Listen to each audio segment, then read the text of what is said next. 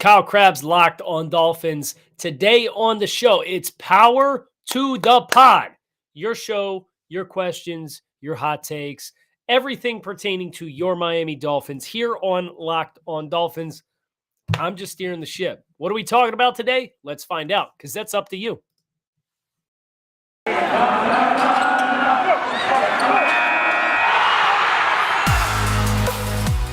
You are Locked on Dolphins, your daily Miami Dolphins podcast, part of the Locked on Podcast Network, your team every day.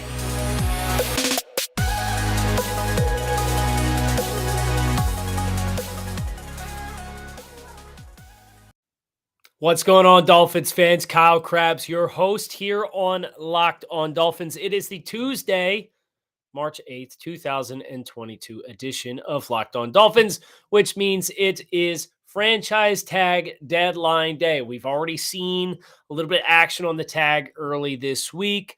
We have a headline that's pertinent to the Miami Dolphins based on a potential trade target for the Dolphins. That's presumably not a trade target for the Dolphins any longer based on what came out yesterday. And then, of course, Power to the Pod. It's all of your reviews, questions, hot takes, topics. Now, this is a pre-recorded episode, so those of you who do tune in live on the YouTube channel, Locked on Dolphins is the channel. Make sure you like the videos and subscribe if you watch. And we're back today. This is obviously a big thing. Was in Indianapolis the last week. I know that poses some challenges for logistics, so we're back in the Dolphins cave here and ready to tackle Power to the Pod. And feel like my voice did well yesterday with the day off. Obviously, your travel and in Indianapolis, and we did like 16 hours of video shooting throughout the course of the week. So the old voice box, it's feeling ready to rumble. I'm feeling frisky. So with that in mind, let's do it. Let's do this thing. Dolphins franchise tag of Mike Gaseki pending as of time of this recording. It's about 8 p.m. Eastern Standard Time on Monday night. And if he does get tagged, he won't be the first tight end to get tagged. David Njoku receiving the tag, according to reports on Monday.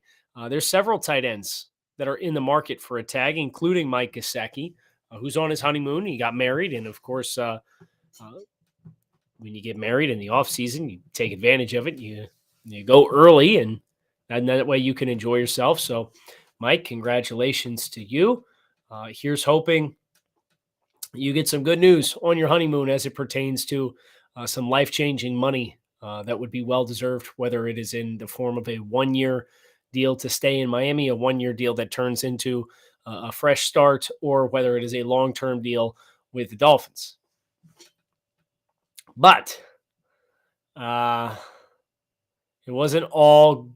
not all promising as far as talent acquisition and the Dolphins go, because one player who has been teased as a potential fit for the Dolphins via trade is Atlanta Falcons wide receiver Calvin Ridley.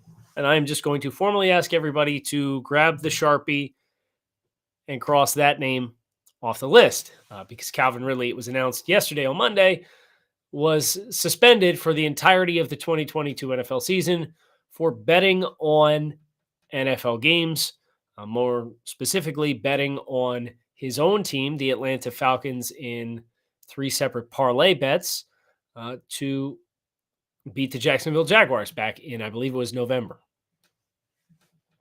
So that is obviously a very serious offense, and the NFL wasted little time bringing the hammer down on Calvin Ridley. He will be suspended for the entirety of the 2022 season after he had taken some time away from the team due to personal reasons. So what is going to be a very tough 2-year stretch for Calvin Ridley, the football player. And hopefully this isn't the beginning of the end for Calvin Ridley as a superb football player in the NFL. But you can probably rest assured you will not see Calvin Ridley, the football player, as a member of the Miami Dolphins in 2022 based on the suspension that he has been served. Mike Dolphins did claim his merch, so congratulations to him. The iTunes review giveaway. He's selected his item. Mike, I fully expect some kind of screenshot when it gets to where it's going. And I have not reached out to you as of yet to confirm that that order has been placed, but I have seen your choice. I think it's a wise one. Congratulations to you. And I look forward to the next iTunes review giveaway. And we are also going to be giving away some tickets to Miami Dolphins games this season. I'm just saying. So that should be fun. The reason why this show is not live on YouTube is because, once again, you savages brought an insane amount of reviews that I want to get into on the show. So we will be live again this week, but this just did not feel like the right setting to get back into it because I do want to get all the reviews out. So I look forward to some interactive shows the rest of this week. But for the here and now, we're going to start with a review that was left by Mike Patacao, either way. It's titled, I'm Curious. Love the show. Listen every day. I'm curious your opinion on something. We all agree we want Agba back and the Dolphins need to re-sign him. However, are we confident that he wants to be back? I wonder because it was reported that a prominent defensive player stated he was, quote, wasting his career playing in Miami with Tua as quarterback. I think of the possible culprits of that comment, and I keep coming back to Agba. Purely speculation, but who else would make sense? I don't know who makes sense, but I can tell you this with a very high level of certainty. Emmanuel Agba would like to be here. It is my understanding that has been communicated to the team. But it does not seem as though Emmanuel Agba is comfortable with signing a deal that he feels that he and his camp feel are doing him a disservice based on his play the last 2 years without that being proven to them by hitting the open market. But I can say with a very high level of confidence that Emmanuel Agba would like to continue to be a member of the Miami Dolphins. Norwood 6, Power to the Pod question asking, who is this year's Trey Hendrickson, player from a mid-lower level school who is viewed as a mid to late round guy, but has the tools to become a top performer at his position in a year or two? This is a great question. Does it have to be a pass rusher? I guess is my first question. If I were going to pick a pass rusher, there's a lot of super toolsy pass rushers that I could point to in this year's class that I like a fair bit. I look at D'Angelo Malone from Western Kentucky, Senior Bowl kid. I look at Dominique Robinson from Miami of Ohio as another pass rush kid who I think has really good traits at his disposal. But played at a smaller level school, little lean, needs to add a little mass to his frame. Damian Pierce, running back from Florida, is another kid who I think can really make a big leap. I would not be betting against him if I were choosing to pick out successful players versus not successful players in this year's class. Matt Waletzko, North Dakota offensive tackle. 6'6", 6'7", 310, very good feet. I think he's certainly somebody who has developmental tools to take some big steps forward. Jacoby Durant, South Carolina State, 5'10 and a half. Not a big corner, runs well, very productive. Sam Webb from Missouri Western, 6 foot, 200 pounds. Dominated at his level of competition, showcased himself really well at the NFL Combine. I think there's a lot of players who I think have the tools to be successful NFL players, and that's kind of the lottery component, right? Can you take those tools and put them in a right environment for him to learn from the right people and stay committed and really develop his craft, and then have an environment in which he is granted playing time, not dissimilar from what happened with Nick Needham. So Norwood, I would shout those guys out.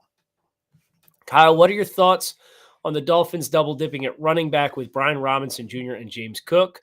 They likely won't be selected till the third or later, but they've got experience in big games against big teams. Here's my problem with this. I think they're both probably third-round picks. And Miami picks at 100 or 101. So I think these guys and their resumes are going to outperform the ambition that you can get one at 101 and then double dip and come back and get the other one. It's a nice idea. You'd probably have to pick James Cook first. The pass catching skill set that he has is excellent. I do question how much of a fit Brian Robinson is in this system we're expecting the Dolphins to implement based on the history of Mike McDaniel. But there's some potential there. Mike Dolphins, you already had your review read yesterday and you won merch. I will not give you one additional second of airtime this week, sir.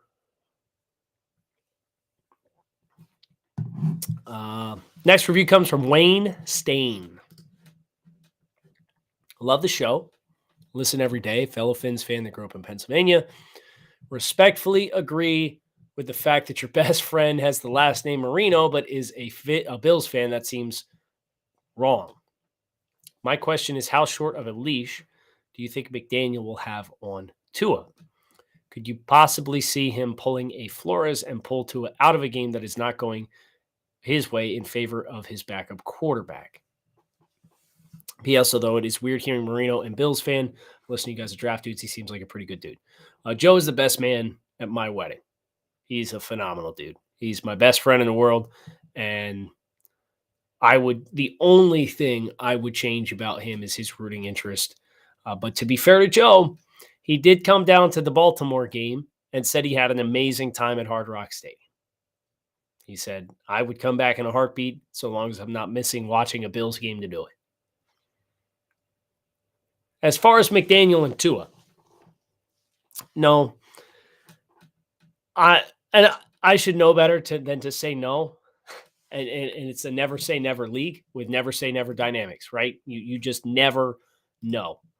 But I would be as shocked if Mike McDaniel came in this year when his mission, quite clearly based on how he handles his opportunities to go in the media and talk about his quarterback, all of his commentary and thoughts seem to be steered towards building confidence in a young quarterback that has not been shown a lot of faith by the team that acquired him in the draft. The Dolphins, in a number of different ways, both directly, passively, indirectly, unintentionally, they've undercut this guy multitude of times. And that doesn't change the questions that exist with his ceiling. That does not change the areas of his game that he needs to continue to develop and get better. Those are on Tua. And Tua, that growth from Tua is ultimately going to be the ultimate decider of how much success he has as a player. But confidence is a powerful tool. And anytime you listen to Coach McDaniel speak, it's quite clear he has been brought to Miami to try to make the most of the fit with Tua with the Dolphins. And quite clearly, he feels as though this is a player who needs confidence. So, no, I don't envision a reality in which, unless Tua's hurt, he's not the quarterback behind center. I have a very hard time. Now, you give him the year, you see how things go. I don't think you have to be with a new head coach. You don't have to marry yourself to a long-term fit, or at the very least, you could begin to introduce some competition after you get a year of an evaluation in the system. But this feels like the path the Dolphins have chose. And now we're going to see it play out over the next 12 months, at least. And if it goes well, it'll be more than 12 months. Football season is over. Basketball is full steam ahead for both pro and college hoops. From all the latest odds, totals, player performance props to where the next fire coach is going to land, BetOnline.net is the number one spot for all your sports betting needs. BetOnline is the best spot for all your sports scores, podcasts, and news. It's not just basketball. BetOnline.net is your source for hockey, boxing, and UFC odds right down to your favorite Vegas casino games. Head to the website today or use your mobile device to learn more about the trends in action. BetOnline, where the game starts. Waffle Derek. Good morning, good afternoon, good evening, sir. I've heard this point brought up by a series of other Dolphins content producers, and I have to say I agree with them and respectfully disagree with you that we need more than two starters, different starters on the offensive line next year. The offensive line staff we brought in has huge offensive line experience as the massive emphasis. Greer has hit on so many of the draft picks, it's hard to believe that 3 of the 5 cannot be quality starters if actually developed. Brian Flores' staff never provided this opportunity on the offensive side of the ball. You mentioned the physical ceiling is very high on some of these players. I think we have a few diamonds in the rough with some good coaching. I don't disagree with anything that you said. I want to be clear. But I do think it would be egregiously irresponsible to assume that it's going to happen. And to be fair to the Dolphins and what they did last year, they targeted DJ Fluker. They brought in Isaiah Wilson. They made some minor tweaks to try to get a cheap win on the line. And to sit on your hands, in my opinion, with the guys you have in-house and say, oh, well, the coaching will get them better. Yeah, it probably will. But to what degree? What extent? What intensity? There are a lot worse problems you could have in the NFL than having too many good offensive linemen. So if you give those guys those contracts and you find out that those players do develop and they can be long-term players, maybe a year on the back burner helps them out a little bit, and then you see enough to give you confidence, trade a guy. Go ahead, take on the dead cap or front load the cap now while you have the room. Or keep the guy who's the established starter and trade the guy who was a hype draft pick after showing some promise and hope that you can get something reasonable for him. I don't think you said anything factually inaccurate. But I feel like we would be doing an egregious disservice to this offensive unit to assume that a change in coaches is going to fix the problems of the last staff, which, I mean, the offensive line, specifically the offensive line coaching, was abysmal. Let's be honest, it was. But I don't think you can rely on anything there. Just like I really like Lynn Bowden Jr. as a player, and this is a different example. I really like Lynn Bowden Jr. as a player. I liked him coming out of Kentucky. I liked what he showed his rookie year with the Dolphins. But if you're going to overhaul the wide receiver room, wide receiver X is the number that you are most comfortable with Lynn Bowden Jr. holding within your group. I think if it's 3 or higher, I would disagree with you. Because it's the same thing. We've seen Lynn Bowden Jr. play a very small sample size, and I love how hard he's grinding. I love how hard he's working. And like I said, I like his skill set a lot. But that is an unknown that you now have to vet how comfortable you are allowing hold a critical role on your roster. I can't speak for the Dolphins in that regard. SJM in MN, presumably Minnesota. Good morning. First review I've ever left. Nice carrot. Thank you. Thank you for listening, though, on a serious note. Just wanted to say we respectfully disagree all the time.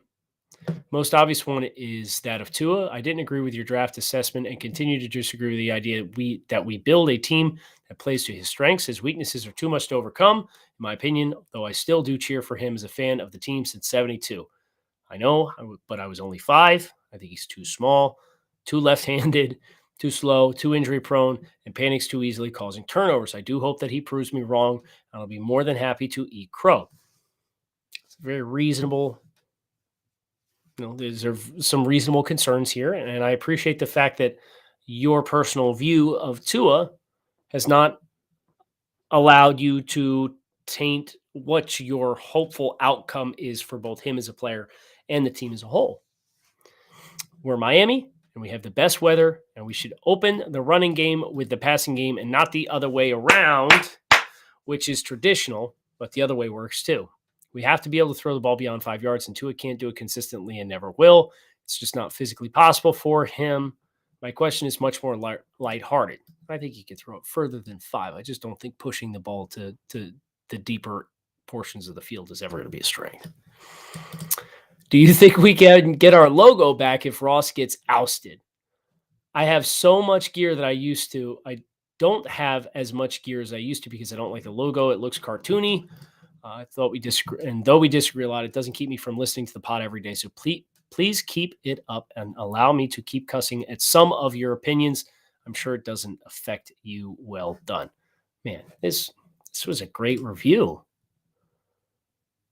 This is an outstanding. Tell you what, SJM in NM. I originally said MN. NM. I'd like you to reach out to me. Send me a DM. Send me a Twitter, Instagram, however you feel as though you can reach me. I want to buy you a little merch with a throwback logo on it. How's that? SJMNNM. Please be prepared to prove you are who you claim to be. But I very much enjoyed this review, so thank you for leaving it. And I'd like to buy you something with the old logo on it. Tanner.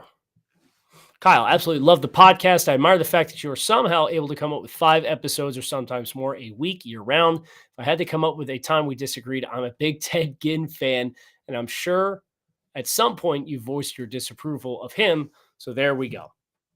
I appreciate what Teddy's become.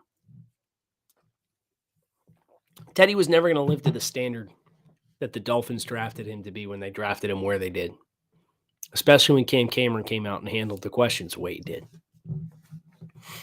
But I think it's very easy to respect Ted Ginn for surviving that to ultimately go on to be a player who played in almost 200 career games, ultimately caught 412 passes for 5,742 yards, scored 33 touchdowns. How can you not respect that? Now, did I love the pick at 9? No. But the players that I wanted to pick 9 when I was 20 years old. No. Yeah, 20. When I was 20, when I didn't know any better, they'd have been worse players than Teddy anyway. David Gregg. You said at the end of the pod on Friday you were all caught up but didn't hear the below, so just wanted to make sure I'm entered into the drawing. I have disagreed with you on quite a few things over the course of the time you've been on Locked On Dolphins. Austin Jackson, Noah Benogany. That's why I love your show. I know even with the things I might not have the same opinion on, I'm going to have a well thought out and knowledgeable viewpoint.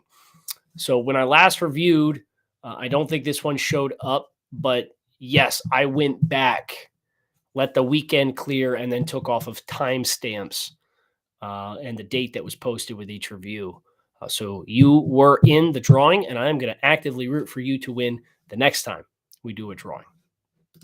RockAuto.com. It's a family business who's been providing auto parts customers with high-quality service online for the last 20 years. So whether you're shopping for engine control modules, brake parts, taillights, motor oil, or even new carpet for your classic or your daily driver, RockAuto.com has everything you need in one easy-to-navigate catalog. And in just a few clicks, you can get everything delivered directly to your front door. Best of all, prices are the same at rockauto.com for both professionals and do-it-yourselfers.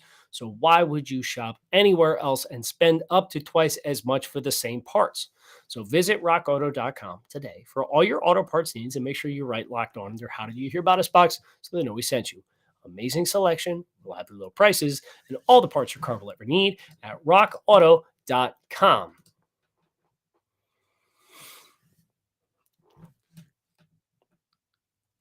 May I speak anonymously? Yes, you may.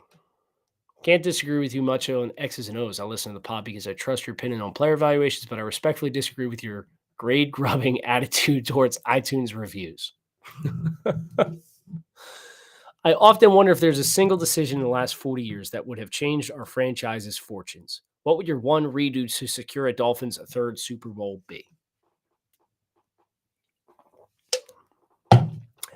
You're making me wish I had bourbon. It's probably Drew Brees, right? I wish I could find a way to draw it up so that I could come up with one for Dan Marino. but I would probably point to the easiest one being the addition of Drew Brees. Son of God, why would it be a good idea to sign another injury-prone player like Raheem Mostert? Haven't we learned from DVP, Will Fuller, Tua, to go along with all the injured running backs on the roster? My proposition for signing Mostert is with the assumption that you're not giving him, he's not checking the box for you. He's experienced in the system, which I think can help other players within the system learn the system. But he's also somebody who I think can be had for very, very cheap. And I don't think if you survey the running back landscape, you're going to find too many players with experience in the system who have been productive to any degree at the NFL level who are going to come at a price point that Mostert is going to go for. So it's an economics thing for me. I'm not putting all my eggs in that basket by any means. Chad, Miami Dolphins. Kyle, who is your favorite Dolphins draft pick over the last 3 seasons, and why is it Xavien Holland? It might just be Xavien Holland. Now, granted, this guy has a little something to say with that because of how hard I pounded the table for Jalen Waddle and then the season that he's had. But Xavien Holland as a personality is unmatched. He is so much fun. So much fun. And a very, very good football player. The next one, the question is Xavien Howard trade value. If we can't agree to another deal with X, what do you believe his trade value to be? Am I dreaming looking at potentially trading him to the Cardinals or Cowboys in that 23-24 pick range? I think a trade that would involve that caliber of a pick is probably going to have to involve a pick swap in which you're sending something back. It does not sound as though Xavien Howard is going to be on the move. It sounds like there's a lot of momentum for them prioritizing keeping Xavien Howard in-house and making sure he continues to be a member of the Miami Dolphins. Hashtag Wes believes Tua will be great. Realistic draft. Sorry, it's long. Oh boy. Here we go. Let's see what Wes has left for us. And as a point of reference, I have an additional 1, 2, 3, 4, 5, 6, 7, 8, 9, 10, 11, 12, 13, 14 reviews we haven't even touched yet. We might have to do 2 episodes of Power to the Pod this week just to check these damn boxes. I love it, though. I love how engaged you guys are in this show. So let's get this one done. This is a mock draft, and then we'll try and tackle another 1 or 2 more before we wrap up. And yeah, I've already decided we're going to do 2 episodes of Power to the Pod this week. That's just how it's going to have to go. Got a realistic dream draft here on the Mock Draft Simulator, courtesy of the Draft Network Mock Draft Simulator. Hashtag not a sponsor, and would love some feedback. At number 29, Tyler Linderbaum. Surprised he's here, but dreams come true, they say. John Mechie. Not what I was hoping for here, but I do think pairing Mechie and Waddle with a big receiver make a nice core. Jake Ferguson, tight end from Wisconsin. Spicy, but I agree with you that the team is going to prioritize the use of tight ends, and pairing with Long paints a nice future of what could be. Running back Hassan Haskins at 119. Dude's going to be a steal. 123, linebacker Jack Sanborn, Wisconsin, back on the Wisconsin bell. Hey, if it ain't broke, don't fix it. 157, Dare Rosenthal, Kentucky. Isaac Taylor Stewart from USC, and then Devontae Price at 221 from FIU. I think that there should be nobody who questions the physical skill set of Tyler Linderbaum or John Mechie, for that matter. Linderbaum is a very gifted player, but I do think we on the outside have probably romanticized Tyler Linderbaum a little bit versus the league based on his stature and how much of an outlier he is as a player who is undersized to play the position. I would not be super surprised if he was there at 29. And if he is, then yeah, I'm probably drafting it. I'm going to let Michael Dieter compete for the left guard spot. Mechie, Alabama connection, makes all the sense in the world. He's on pace to be back, I believe, by June. The question/concern there is the consistency at the catch point and stuff over the middle of the field. He's probably a guy who's going to have to be a Z receiver who pushes vertically as compared to a guy who's working routes across the middle of the field. Jake Ferguson, him and Hunter Long would be a really nice duo. I would like a little bit more experience in that room if that's the case. Are we franchise tagging Gaseki and bringing him back? Because then I think you get a really fun group of size guys that can line up in the backfield, can line up in the slot, can line up in line, and then you have Mike as a slot guy predominantly. Hassan Haskins, I'm not sure how well he's going to fit an outside zone system, but I do agree with you. He's going to be a productive back at the next level. He's a really likable player that runs physical. I think he's smooth. He might be more of the Elijah Mitchell type back, if we're being honest. Sanborn, Rosenthal, Taylor Stewart, Price is good day 3 values. I think you did a really nice job with your mock, for being completely honest. Dun, dun, dun, dun, dun. Last one of the day from Kurt. What's wrong with James Cook? Why aren't we talking about him as being a potential fit in Miami? He can run and catch. Has plenty of quickness, was the best back in the crowded Georgia running back room. I think he'd shine in the McDaniel offense, especially if you snag him in the third. Yeah, I think so too. The pass catching skills are excellent. He's got good foot fire, good quickness. He's not a big guy. I think that's the one thing with James. You wish he was a little bit bigger so he could run a little bit more physical and behind his pads with some consistency.